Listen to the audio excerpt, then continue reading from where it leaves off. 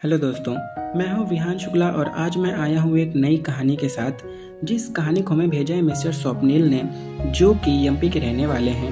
तो इनकी कहानी स्टार्ट करने से पहले आपसे एक छोटी सी रिक्वेस्ट है, अगर आपको वीडियो अच्छा लगे तो प्लीज़ लाइक सब्सक्राइब शेयर ज़रूर करिएगा और अपने दोस्तों के साथ भी ज़रूर शेयर करिएगा।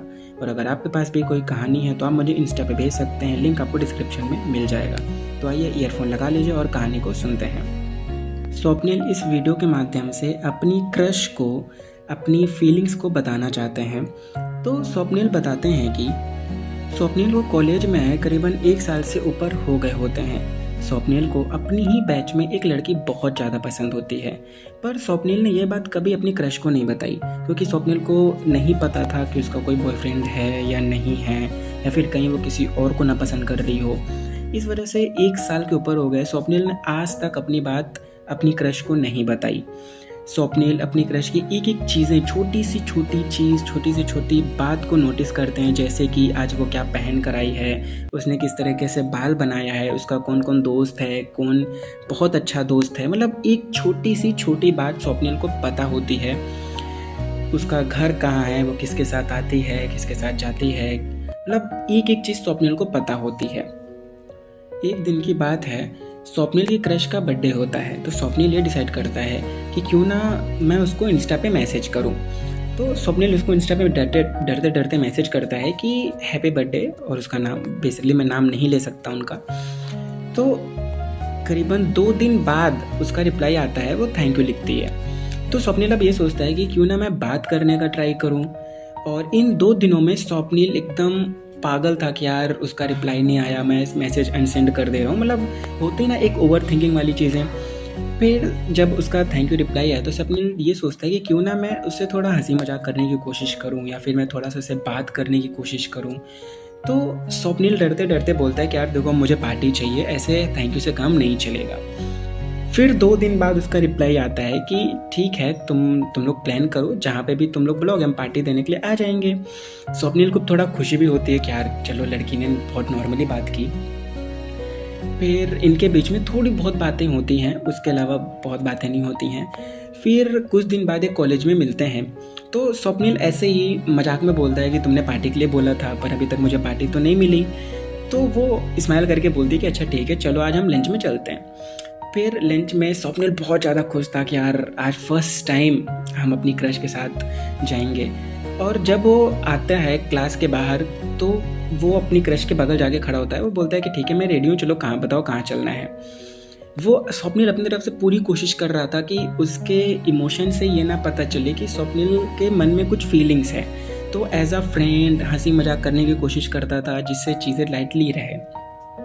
जब स्वप्निल उसके साथ आ रहा था तो पीछे पीछे उसकी क्रश के काफ़ी ढेर सारे दोस्त भी आ गए, करीबन 6-7 लोग आ गए। स्वप्निल को ये लगा था कि वो अकेले जाएगा, बट उसका सपना यहाँ पे चूर हो गया। फिर वो लोग साथ में जाते हैं, वहाँ पे केक कट करते हैं, साथ में सेलिब्रेट करते हैं। उसके बाद स्वप्निल ये डिसाइड करता है कि क्यों ना मैं इसको कुछ गिफ्ट दूँ। तो वो ब्लिंकिट करता है, और तो ब्लिंकिट में वो बुके मंगाता है, कुछ चॉकलेट्स मंगाता है, और भी सारी चीज़ें वो मंगाता है। और वो जब देने जाता है तो बुके देख के उसकी क्रश को थोड़ा सा अजीब लगता है कि यार ऐसे बुके क्यों दे रहा है ये लड़का। तो वो 1 सेकंड के लिए थोड़ा शॉक्ड होती है। फिर वो मना तो कर नहीं सकती थी, क्योंकि वह काफ़ी सारे लोग थे, अगर वो मना करते तो क्लास में अजीब बातें फैलती। तो उसने एक्सेप्ट कर लिया। अब स्वप्निल को अलग ही लगने लगा कि यार हो सकता है मुझे पसंद करती है, नहीं तो ऐसे कोई लड़की मेरे हाथ से बुके तो लेगी नहीं। तो उसको बहुत सारी चीज़ें उसके दिमाग में चलने लगी, वो अलग ही सपनों में खोने लगा। उसको लगा कि नहीं, अब तो मेरा सिस्टम सेट है, अब तो मैं उसको प्रपोज भी कर दूंगा तो एक्सेप्ट कर लेगी। मतलब उसने एक अपनी इमेजिनरी दुनिया बना ली थी कि हाँ ठीक है, अगर मैं ऐसा करूँगा तो हो सकता है फ्यूचर में हम दोनों की चीज़ें कुछ चल पाए, हमारे बीच में कुछ हो पाए। अब स्वप्निल उसको मैसेज करने लगा इंस्टा पे, थोड़ा बहुत बातें करने की कोशिश करने लगा। इस तरह करीबन 3 से 4 महीने बीत गए। एक दिन स्वप्निल कॉलेज नहीं आया था, और वो लंच में उसको कॉलेज में कुछ काम हो, तो वो अपना ऐसे ही घूमते टहलते कॉलेज गेट के पास जाके खड़ा था।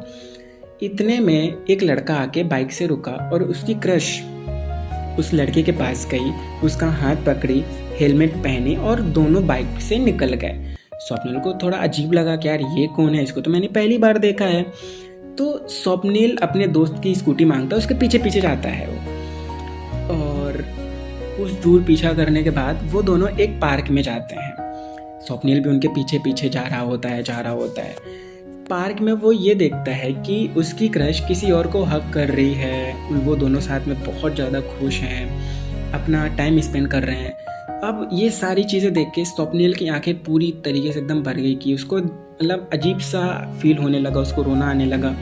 तो वो वहाँ से निकल आया और वो क्लास में दूसरे दिन क्लास में बैठा था। वो बार बार उसी को देख रहा था। उसके दिमाग में ये सारी चीज़ें रिमाइंड हो रही थी कि कल उसने क्या देखा है।